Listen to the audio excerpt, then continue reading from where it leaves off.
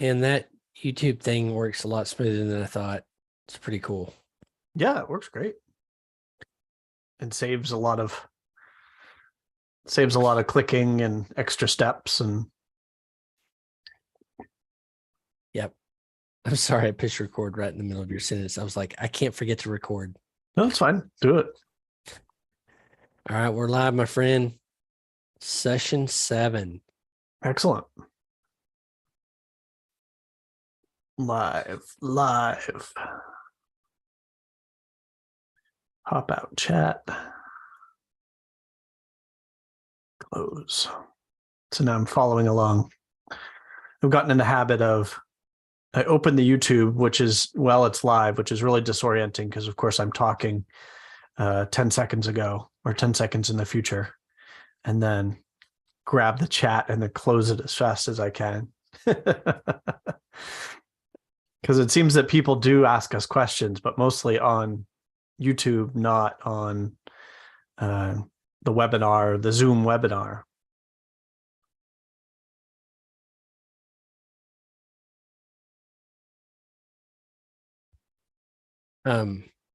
Sorry, I was just trying to get all that going. Yeah. Speaking of what we're talking about today in the marketing channel at Post Status, there's some good conversation about product. I was like, there's enough of this going around that we should be having more conversations about product and marketing. So channels. I'll have to go find. I've got I'm in product owner and I'm in a couple of others, but I'm not in marketing. Oh, okay. You're already in here. Yeah, product leaders I'm in. Yeah. I really want that product leaders channel to be this type of, conversation, but whatever it has to do with product, Right. So. Yeah. And it's a popular topic. Like I was on Twitter 5 minutes ago and somebody was asking, like, who is marketing WordPress plugins well these days? And of course was scrolling the answers to see who to follow or what examples to look at, or, there's, a few known quantities and articles and references and stuff, but year to year and new products that will cause blips and whatnot. Yeah. Because it's definitely still not a known thing. Marketing anything is never necessarily reliable, but marketing a WordPress plugin, there are people who are very successful with WordPress plugins, but I don't know that the marketing it's not a solved problem, I think we said this a lot, but I really love product. But it feels like almost like gambling, like this one, I continue to see there's something here, and we say this, we don't know what it is, and we're trying to kind of keep stepping into it. But gosh, I've tried a bunch of products between iThemes and today, bunch of different things, and they weren't like pure software products, of course. But every time I talk about product, I realize how much I have to learn. So there's there are the people who I'm not going to even try to mention names, but it's like there are people who are famous for breaking the land speed record, or the like what was his name? Hopkins was in a movie called The Indian, and it was about his motorcycle. Or there's NASCAR, like there's the people who win over year, and then there's got to be the people who were fascinated. They worked a regular job, and they spent every night and weekend working on trying to build the fastest race car or the fastest motorcycle, and have absolutely died in obscurity. Like they just never, they take a motorcycle out to the flats, crash it, start over again, and have done it or did it, for 30 years or whatever, and we're never going to hear about any of those people, or they consistently came in third and we're never going to hear about any of those people. And Yeah. it's like, a while ago, there was a time in my life where I was absolutely convinced that I was going to be a rock star DJ, or I was going to be the gazillionaire entrepreneur, and I still would love to be all those things. Well, I don't know if I have the energy anymore, but, Me too. you know, but they were tied into my identity, and they were like constant, you know, a need, and would keep me up at night. And now I'm like, I think part of middle age is accepting your mediocrity. And just going, okay, if I'm successful, if I'm having some fun and I'm successful enough that I'm not starving, then that's then it's fun to keep trying, and on my deathbed, it's still probably going to hurt that I didn't, headline, some huge music festival or something, but at least I tried, I suppose. I love that. Thank you for sharing that. Because I totally agree. In so many ways, I feel like I had my time. Mhm. I got my opportunity and I made the most of it. I'm proud of it, and that was a very magical period for me, but when you're talking, have you seen the Netflix? It made me think of the Netflix special Full Swing. It's about golf. Mm. So Okay. I know you golf. I don't. I putt golf, but even though we have a son named Callaway and everybody thinks we named it after a golf club, and I'm like, no, sorry. Him out after a golf club. But okay, so this last episode, there's a guy, and you may know his name, and I'm like, if there were jerseys in golf, I'm not a golfer, I would go buy his jersey today. He's like the 70th best Mhm. golfer in the world. His name is Joel Drum. I can't remember. I'll find his name. So the first episode, have you seen this? Mm-mm. Okay, I think you'd be interested. I'm Big like swing, more you said? Full Swing. Full swing. It's a documentary about the PGA. I'm morbidly curious about sports because I think it has so many parallels. Anyway, so the first two were like the brand names, Justin Thomas, Jordan Spieth, and now I know those names well, but I was familiar with their names, Sure. and like they're at the top pinnacle of the sport. Then the third episode is Joel, and he's basically like, I'm okay being 70th. Like he's got immense talent. His caddy, everybody's like, no, he's a top 30 golfer. And he's just kind of like, he could be, like he's won, but like he could be even better. But he's just like kind of feeling like almost resigned content of being like 70th. And I go, maybe I'm okay being like 500th best or 5,000th best at being an entrepreneur, being a product person. Right. I am morbidly attracted to entrepreneurship and product. Like I think you and I resonate with this. Like every time I hear you Absolutely. talk, man, I would go, brother from another mother. Like Yeah. I could you have get said this those stuff. words, or have said those words. Yeah, exactly. But I think there's something resonating here, Cory. It's the esteem that I'm going to talk about myself. The esteem I might talk about, like iconic. Everybody says it. Steve, let me invoke his name, Steve Jobs, right? Now, first time around, I think right time, right place, and of course, genius, but right time, right place, right, all that critical thing. Got kicked out of Apple, comes back and doing it again. And we always talk about him, right? Maybe Elon Musk in my mind before he started Yep. doing just, I don't know. I think he went too far. He overreached. But anyway, but I go, God, I'd love to have that kind of genius for product, for business. But selling down into me, like you were saying about middle age and mediocrity, is just going, hey, I think I got some talent, you know, but Mainly, I just work my ass off. Mm-hmm. Like Yep. I'm one And of try those things and try sport things. players. I feel like one of those sports players. Like if we use that metaphor, analogy, whatever it is, and I go, never going to be number one, never Mm-hmm. going to be top 50. But for my brand of those, I'm really content with who I am, Right. even though I'm just like, God, it feels like with product, it's miserable failure, miserable failure, miserable failure, miserable failure.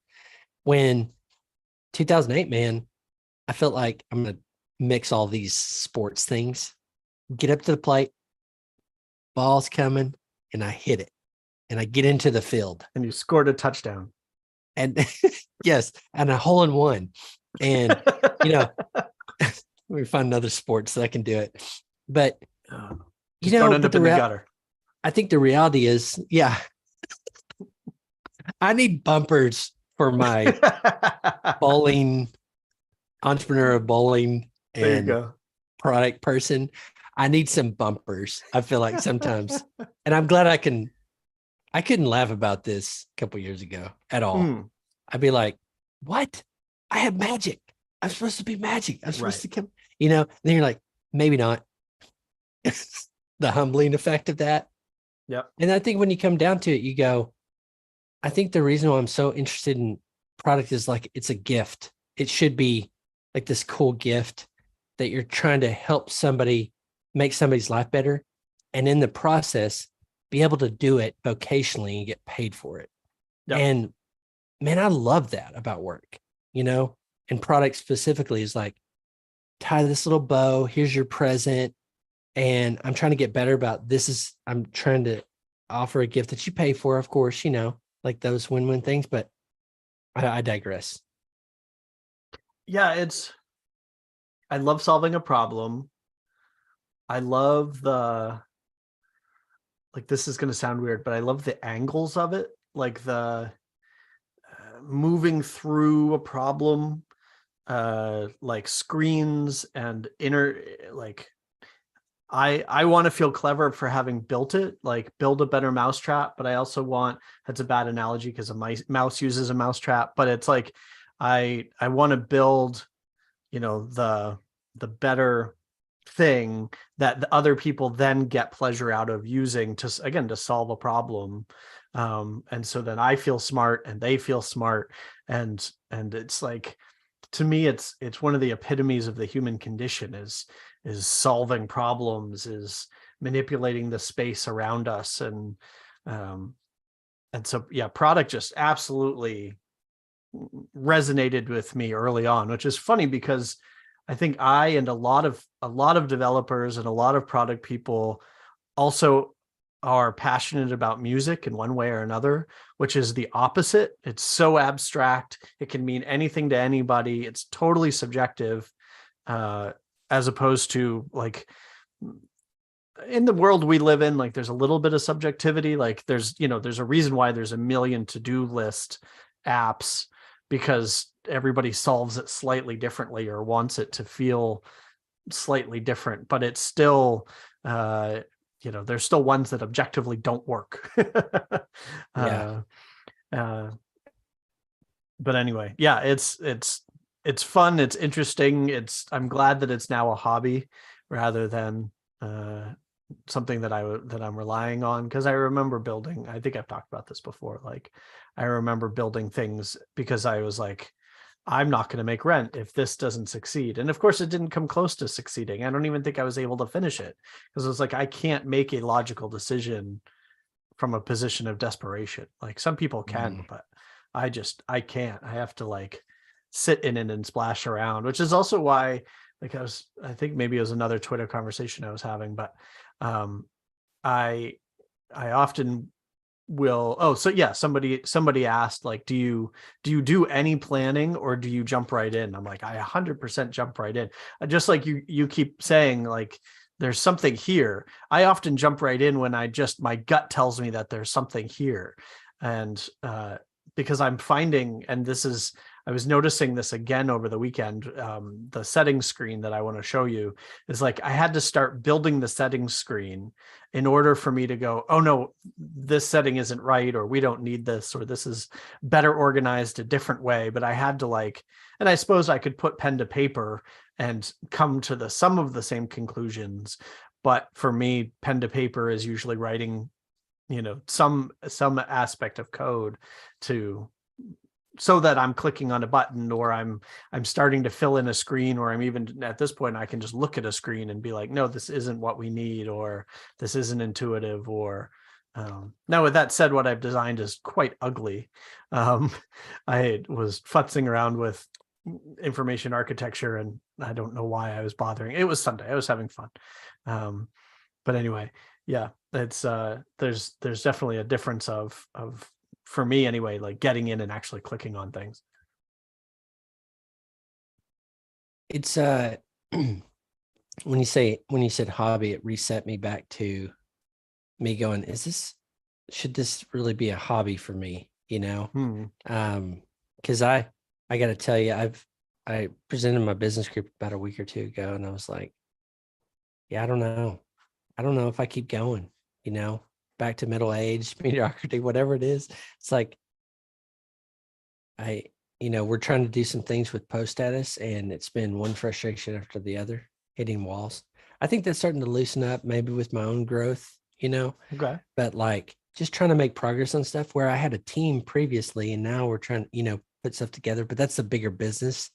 But down the product too is like, I think there was a hope in me that you launch it and everybody's like, hell yes, but there's more to it. I just wanted people to instantly love it.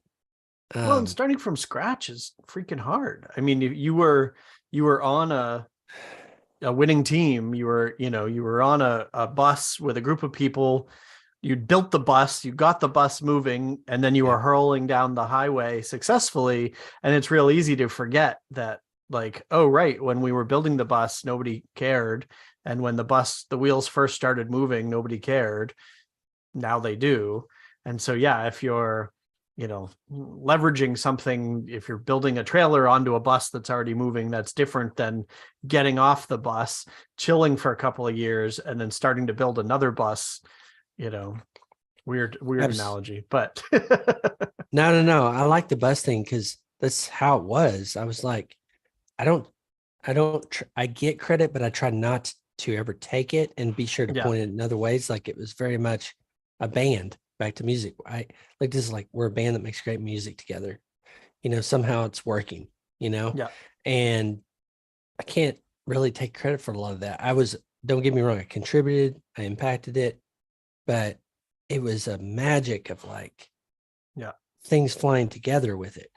And I think I've been trying to re-seek that magic, particularly with product. But the word that comes up for me, and I'm curious what your thoughts about this are, like detachment from my brilliant ideas, Cory. Like, man, I'm very attached to my brilliant ideas, and like, here I go, how to detach from that pride aspect, and then go just kind of lean into like passion and interest, which is what your pace and how you approach this has been really healthy for me. Because you're kind of like, I'm having fun doing it today. I'm having it, and then tomorrow you're having fun doing it. And it's like, it's ticking some box for you. And I'm like, I need to be just okay with like, it's ticking a box for me. Now, when I am working with a developer partner, I'm like, I want to talk to you about filters. I want to talk to you about all these things. Because like, I had like all the stuff that we could do with images. I've been playing around with stuff and been wanting to go like, Instagram revolutionized photos, for instance. I think it took the iPhone or the smartphone, whatever it is, and made most anybody a pretty decent photographer. Right. Like, Photoshop, you could do the Gaussian blur and you can kind of filter and like make things a little like correct stuff. With Instagram, it did that. And I'm like, I love that. I love taking photos. I've been taking, so this is a weird sidebar onto the product, by the way. but I've been, you know, there's those cartoon apps that'll take a photo and make a cartoon of it. Yep. I'm a freaking geek about cartoon, illustration, all that stuff. So what I've been doing, this is going to lead back to product, by the way, an actual question on our product future. And you can say, hey, can we pause that? Can we hold that later? But so I love taking pictures of sunsets, you know, and so I've been taking my sunset pictures and putting them into my cartoon app Nice. Yeah. and making these really things. But the premise here was, you know, back to our philosophical conversations about images and the web and on a website. And I go, you know, with AI, that mix in there too. But I go, that's interesting to me. Like for our product perspective is like, there's cool things going on that I think we could be creative and innovate downstream a bit in this market. While I'm kind of like really impatient, but trying to be patient about getting to the stage of like, I want somebody to pay for it. I want somebody to give us some validation to go, okay, should we put a little bit more time and effort and money into this, you know? Right.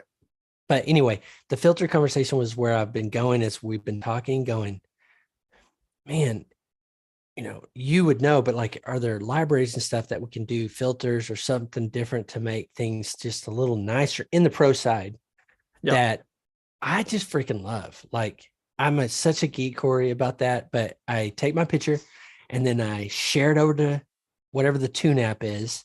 And I really like, I don't know, it's kind of fun. There's got to be, I can't help, this is my idealism. There's got to be something there on this other side when we start being able to get to the pro side. Looking Okay. for the other app. There's one that I got really into a couple of years ago. That's it'll take any photo and basically make it a painting in a bunch of different styles. Because Yes. there was a woman at a woman who posted on Facebook this like really cute watercolor painting of a farmhouse. And then I noticed at the bottom that there was a watermark of the app that she'd used. And I was like, oh crap, she just took a picture of a farmhouse and ran it through this little, 99-cent app, and then had a watercolor that I would have put on the wall, See, so that's like the heart of publishing for me is expression.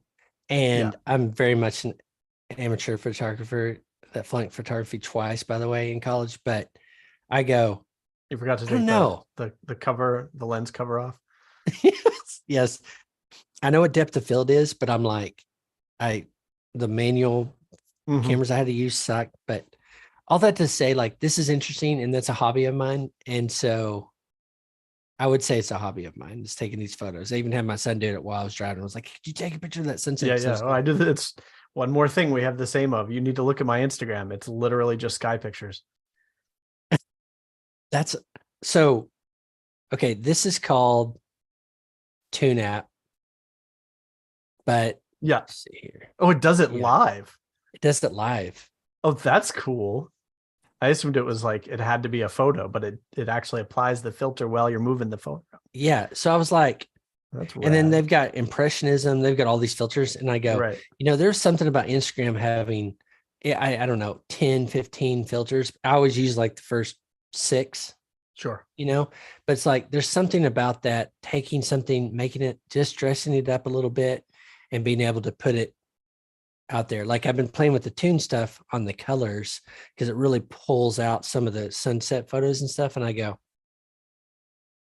I hope there's something there on this pro side because I want it. You know what I mean? Like I want something that just. Conceptually, I think you're onto something. I mean, again, what's our mantra? Making creative tasks simpler, easier, fun, and so we're starting with what we're hoping is the widest base. Everybody needs to crop an image and get it into WordPress. And then my Instagram, again, I'm captivated by mostly cloud shapes and especially sunlight coming through the clouds. But I was never really impressed with filters. Like they're neat for doing different things, but they didn't do what I wanted. And so what I actually do is, because I noticed that whatever it is, the polarization from my sunglasses make things more distinct. So I usually take my sunglasses off and then take a picture through the lens, and that's my real world filter, so to speak, right? But it's like it's my style. Nobody knows I'm doing it, but that's stylistically, right? And so I imagine that a lot of people, like, they have their feed, and so they have their favorite one or two filters, and they think of it in part as their branding. And maybe it's the same with blogs, where it's like, oh, if I'm blogging week over week, whatever photo, I'm going to give it the same treatment. Even if that means it's not necessarily some manipulation of the photo, but I put my own watermark, or I put the title of the blog post in a certain font with a certain background. There's a treatment so that, when it's shared, it's the same with the OG images, which is why I'm so fascinated by those. And that's the other plugin that I keep messing around with, is generating social images. But it's the idea being, again, that same sort of the concept of set it and forget it, but so that another word that we should somehow incorporate into one or another of our sort of overarching rules here is consistency, which we've talked about. It's like, but taking that, like, all of your images should be 16:9, but taking it much further so that it's all of your images should be watermarked the same way, or they should have some, coherent look and feel, so that I land on any page on your blog and I know where I am. Or if I see an image I'm scrolling Twitter and I'm like, oh, there's another one of Cory's photos, because it's a sunset, but it's got the comic book treatment, so whatever it is, like, I think what I take away from what you're describing is an example of still kind of our long-term goal, like whatever the handling of images, but allowing people to handle images consistently. And if it's unrecognizable, if it's just a task, if we just make uploading images easier, then great. Like, and everybody has that problem. But if down the road, like, yeah, we hear from people that they all want watermarks, or they all want an image filter, and we can figure out how to do that, it still, to me, falls in the same ballpark. Yep. Now we need a business case, like, take some of this abstract creative thought and go, okay, how can we, back to what you kind of grounding us in, is like consistent. I heard the word consistent, unique to the brand that they're trying to portray. That's really interesting thought, because I love templates. I mean, obviously that's iThemes came from Template Monster. I had used Template Monster 2004 or 5 for a website that wasn't in WordPress. I don't even know what it was in. And I was like, offering somebody some flavors to have a head start to create something creative. Like for me, I can't draw, I doodle, but some kind of head start to help somebody do the things consistent, unique to your brand, your own kind of style that you could develop, kind of like paint by numbers. So, okay. Thanks for letting me diatribe on wonder and fascination about all this. You wanted to talk about settings. Yeah. So I just shared something with you. You see my screen? Yeah, I can. So starting a settings page. So we've got, I don't know if it's working in this version yet. So featured images. Oh yeah, I have a fix for this. So you see the 3.4 is not actually 3.4. So that'll be fixed in the next version. A little thing that's been bugging me. But we've got the actual cropper in a couple of places. Media, add new. No, it's not in here. Again, this is just a little local demo thing. But I started adding what we'd talked about previously as the next thing we need, or one of the next things we need, is a settings page where we can define essentially the defaults like we're talking about. So starting with one of the use cases, or the place, one of the implementations we've done, being featured images. The idea being that, right, you when you first install a plugin, we'll walk you through these essentially, where, okay, for featured images, what is, you always want your photo to be, or the resulting photo to be, at least, 500 wide, but not more than 2000 wide. And then same with height, something like this, right? So that you don't end up with images that are too small, but you don't end up with images that are too large. And then presets. Oh, you can remove. That's cool. So yeah, because it's like the example of the featured image, right? It's like, we have given you these 6: square, circle, 16:9:4:3. But it's like, you don't want to give if your featured image should always be a circle, then why do you have to select circle every time, right? And so in settings, yeah, you can go in and remove everything but the circle, and then save it. And then that's the idea, being that you hit save here, and then the next time you come into here where you're setting your featured image, circle would be the only thing available. And obviously if there's only one, then it'll be pre-selected, and so then it saves you a step. Yeah. And then there's also the option of so this isn't quite functioning, but choose a preset. So it's if I've now deleted all of the default preset 16:9, you can re-add it here, or there's this, this is my preset, but it's like you can name it the Cory Miller preset with an aspect ratio of whatever.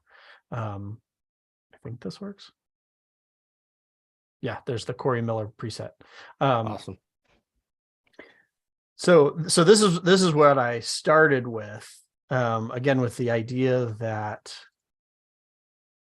what you set is what's going to get translated to here. So the presets are choose your shape. You then have those to choose from. And then when you cropped an image, the output would match whatever your min and max is.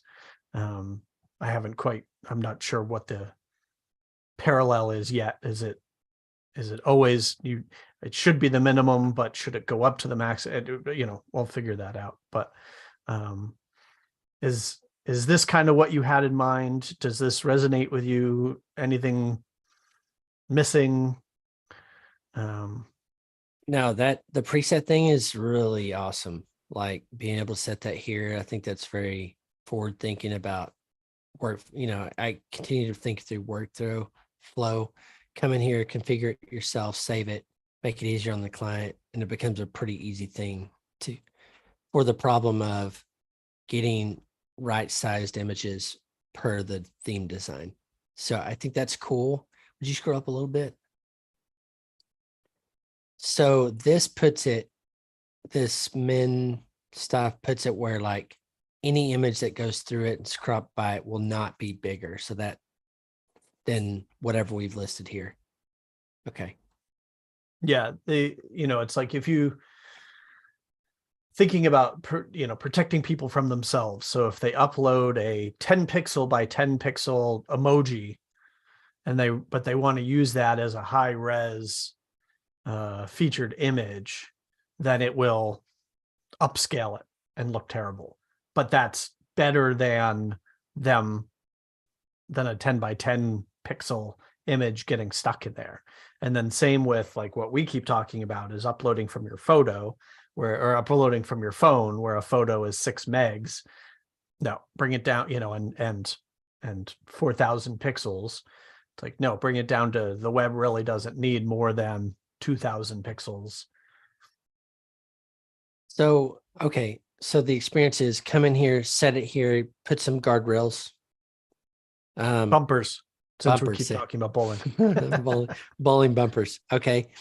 Then when they go to do it from like, this is the basic settings, start here and give little bumpers, but then the workflow, if they're going into the image and all that kind of stuff, is there a plan for letting them custom size that in the featured image and the other, tools in the That's a post good page question. thing? Because here's what I'm thinking. Like web designer, developer would go, there's your guardrails, cool, and Yeah. then they get into the live, and I think maybe they like we were doing the ratios to be simple, click, boom, there you go. But if someone goes, I don't know, I want the cropped image. Like I think we were talking about, there's a featured image section, then there's another section which is in lieu of the block. Yeah. It's like upload an image, and my question would be like, I think we should consider in that screen over there, letting them do the custom dimensions there potentially. Mm-hmm.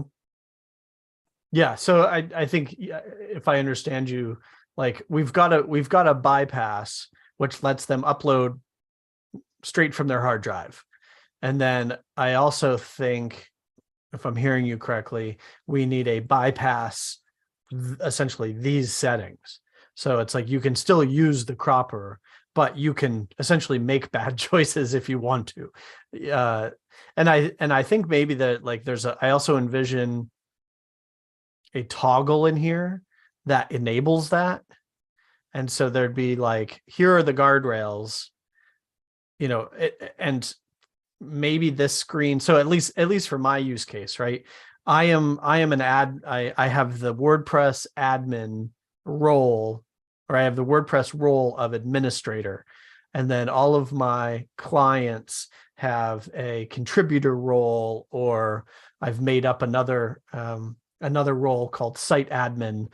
And so they still think that they're admins, but I've actually disabled a bunch of things so that again, they can't go in and update a plugin that they shouldn't, or delete a plugin, or change themes. I've had clients go in and just be like, what does this do? And totally break a site. And so I think in here, there'd be like an advanced toggle that says, lock this shit down, or these are the recommended, let them make bad choices if they want to. And so like for my clients, for featured images, hard rule, it's 16:9 full stop, no exceptions. And so I would switch that toggle to be like, do not let them make any other choices. But our other implementation, so this screen would essentially be repeated for media library. I haven't ported it over yet, but in media library, I might allow more presets. I also might toggle it the other way and say, let them upload something, because frankly, like we also use the media library for hosting an image to send to the press. And so we want a high res image, and we're just basically using our WordPress install as file storage. And so they would hit a little button that says, just let me upload, leave me alone and let me upload the image, or let me crop it, but leave it at 7,000 pixels or whatever. So yeah, that's another necessary. I think this is the work. This is the workflow for an organization or the developer here in this screen. Yeah. What I'm thinking is I go, okay, because the crux of the problem we started with months ago was it's a pain in the butt to like crop an image to make it reasonable for the web and look good. And if I'm just Cory blogger, Cory website thing, I go, okay, I'm writing a post. I go, okay, I need an image. I want an image for it in here, and want it. Obviously, you won't believe how many times I've like gotten a screenshot tool or something to go, how many pixels wide is my post column width, And we've talked a lot about this, but I go, maybe I want it really tall in the place or something like that doesn't fit a preset, you know, like here's the quick presets we've done. Just go here and you can kind of keep it standard. That checks that consistent box.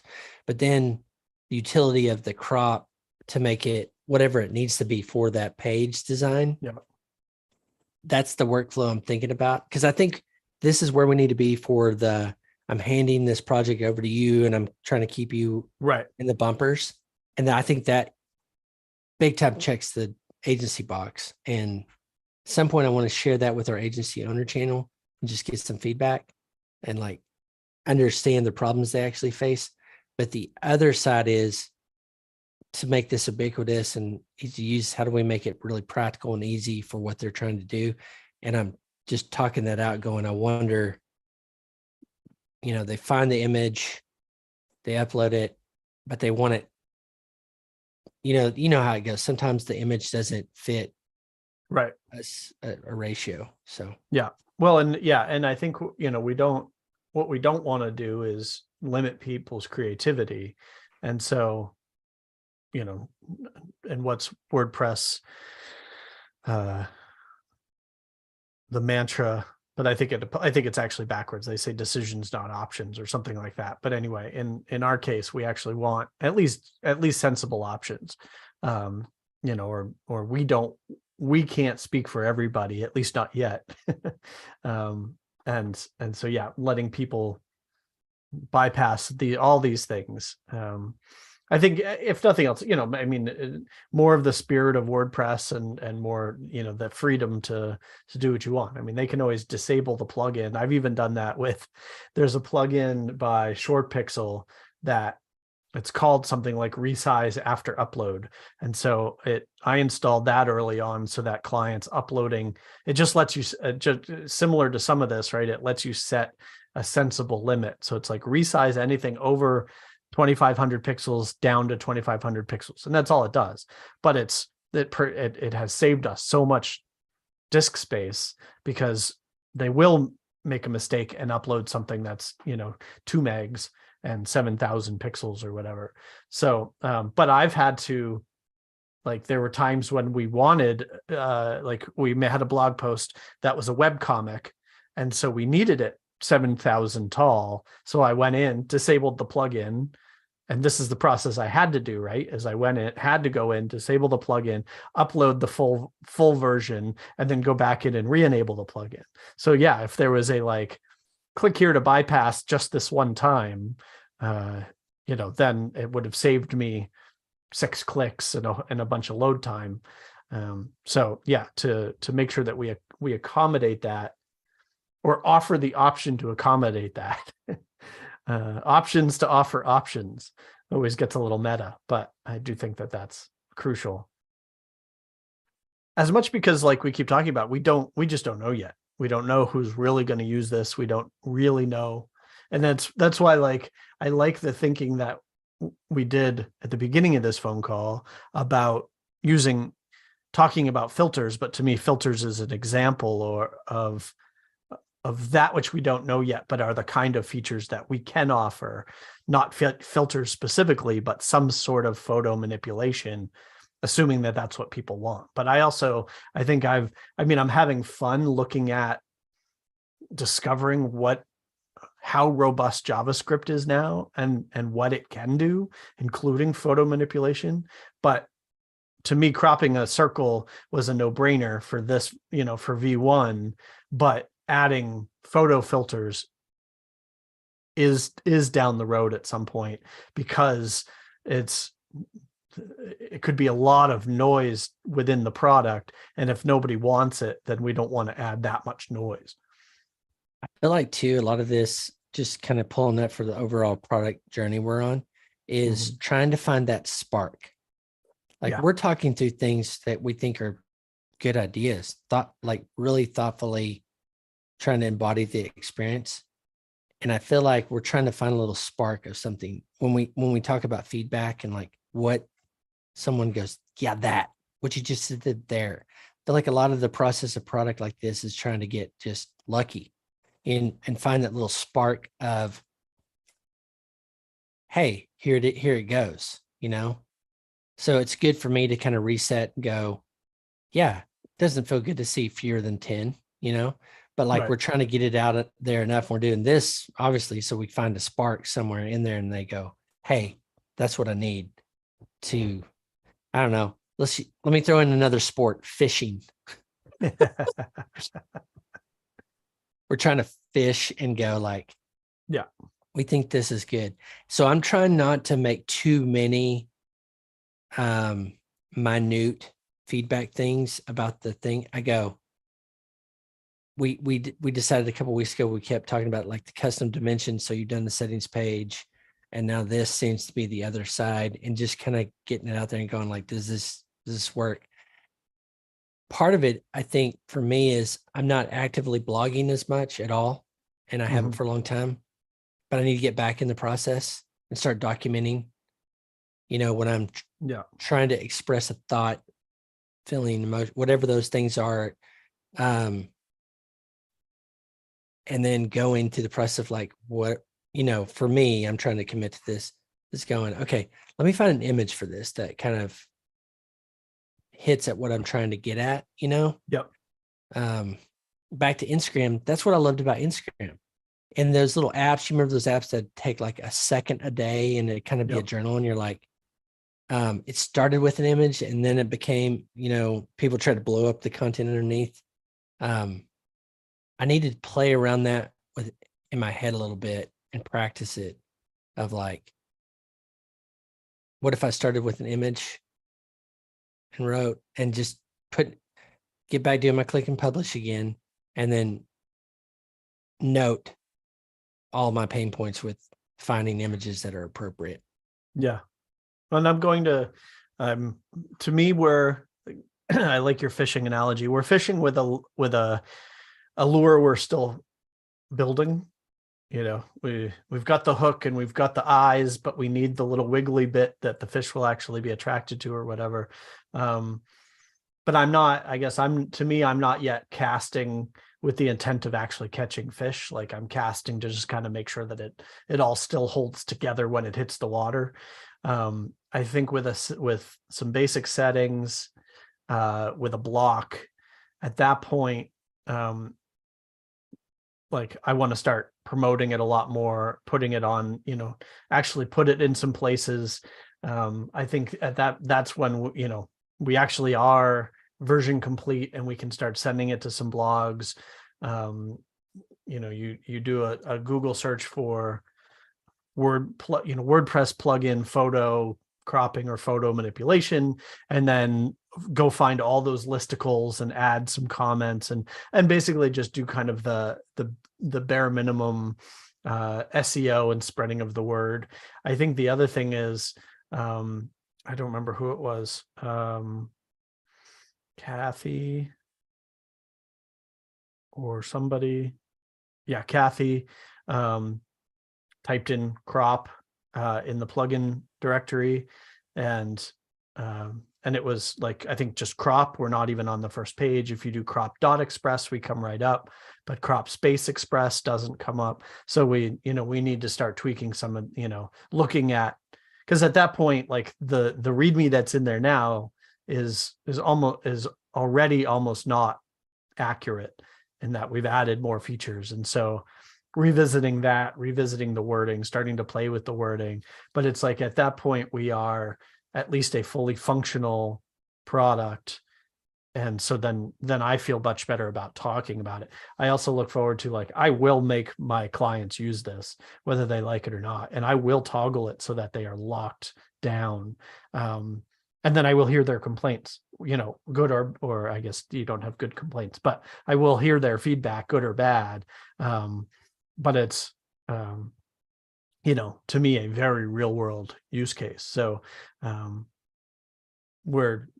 I guess I'm trying to get us there, right? Like basic settings, basic implementation, and then and then frankly, like at that point, we it's fun to keep talking every week, but I almost feel like, at least what I've done in the past is at that point, we let a couple of months go by, and maybe we're still working on it, or we're working on a companion, or something else is cooking.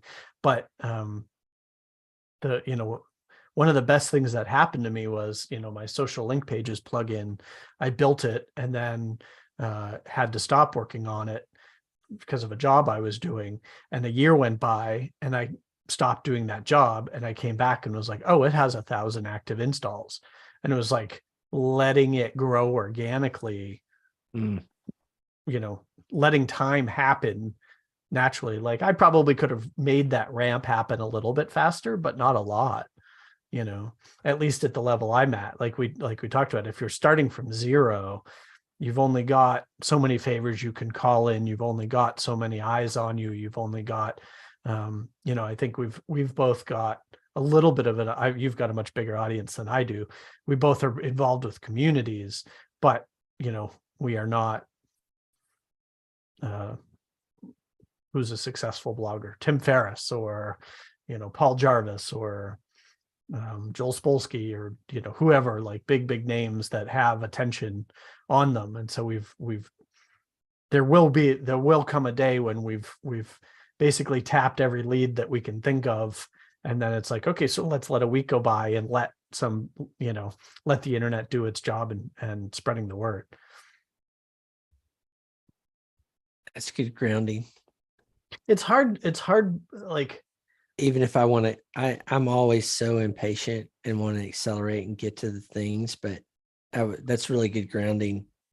It's well, like, if we had $1 gajillion, if we had investment, I'm not advocating that, but it's like, if we were in that kind of situation, or we were able to, sit down in an office day after day and say, like, this is our job, very different trajectory. Yeah. But we're not in that position. Yeah. It's true. Okay. Well, anyway, so go ahead. I was just going to say, like, we've got 5 minutes and I actually need to wrap up on time today. So, okay. Just wanted to check in with you, see if there's anything else to talk about, or what else you wanted to talk about. Put you on the spot here.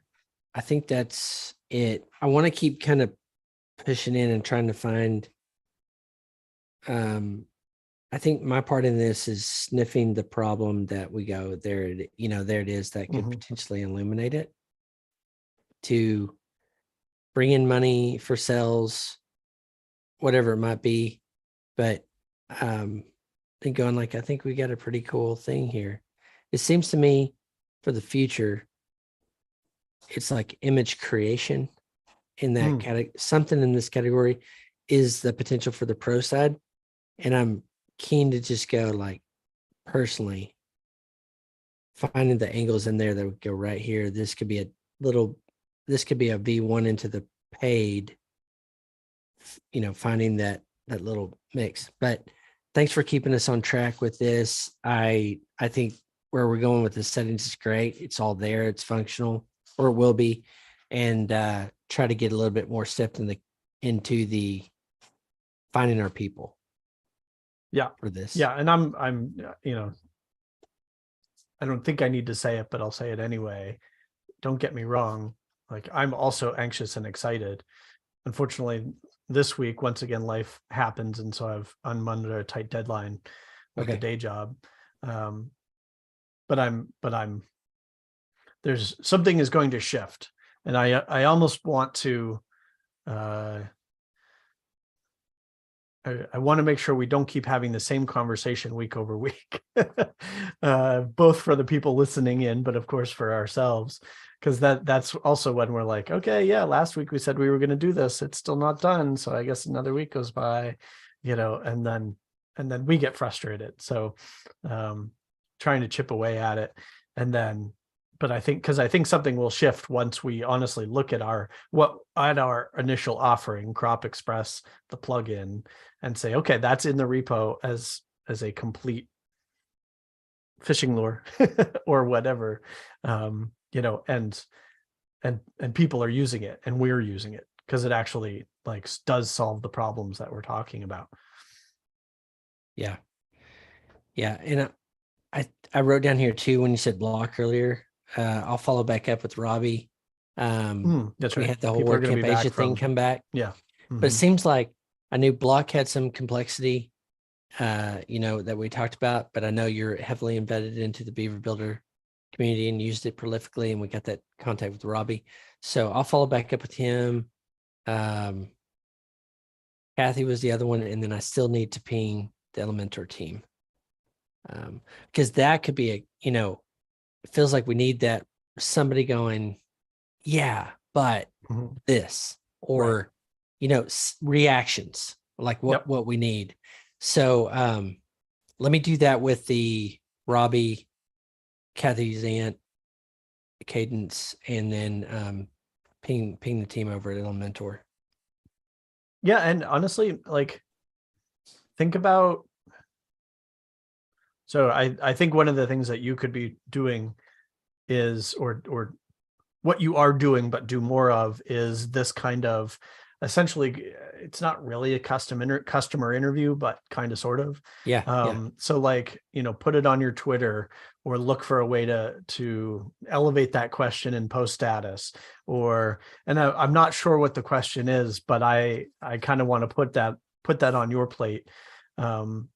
Let me keep focusing on the development of the first version of the plugin. But if you can be having starting, or and usually, tweet into the void and maybe nobody comes back, but it's the like, how do you find images, or like, that's not the problem we're solving yet. So I don't want to really ask that question yet, but What problems do you painful have with? Yeah. Is it, do you either define the problem, do you wish that there was a better cropper in WordPress, or what apps do you use to manipulate a photo before you upload it to your blog post, or I think there's you asked a couple of questions to help figure out the right question to ask, and then start asking that in more places. Okay. Because that'll help. I think it's, you pinging the specific people is huge, especially tapping into, if they are essentially a gateway into a community, or a team that is facing a problem over and over again. But I'd love to hear some like answers in the wild too, of like, throw it on Twitter and see if people have a response, Yeah. because like you said, I do feel like we are looking for a spark. Like, I have this other app, API service that I built a while ago that I want to talk to you some other time about offline. But it's like, I've mentioned a couple of times, I built it 99% of the way and then stopped, and have not opened it up, because I'm like, I'm just missing that spark, like and then just today, it pertains to screenshots. And so somebody today was like, oh, is there a WordPress plugin that takes this kind of screenshot? And I was like, oh my God, I never even thought of that. And I still don't know if it's the spark, but I'm pulling at that thread. I messaged the guy, and then we're chatting via email. Like, I might bang together a quick use case for him to like see if that's part of the spark. You know what I mean? So I would love to talk about that, because you've mentioned it in our other discussions. I'd love to talk about that more, because I think there's one thing that I'm really interested in. It's like images and image, exactly. Being able to do that. And like, I love I think it was a screenshot tool potentially you were talking about, or in that realm. And and it makes me put like higher on my list is the OMG IMG site as our base for being able to explore this. Here's your free plugin to crop, like that sticker mule thing. Like, here's your tool. Which, by the way, Sticker Mule, they have specials once in a while. So I ordered us 10 Crop Express stickers for $1. So we have our first swag. So it has shipped. So I need your address. Yep. And I'll send you 5, and then we each have 5 Crop Express plugin or plugin stickers for the fun of it. I want an OMG IMG hoodie. Oh yes. Yes. And that logo we're going to need to spend a little more time on. Like, Probably so. Yeah. I want rainbows and unicorns or something. I don't know yet. Ice cream cones. But Hey, brother, I could keep talking, but I know you need to jet. yeah, I got a bounce. All right. I'm pumped. Thanks, man. Yeah. We'll talk soon. Okay.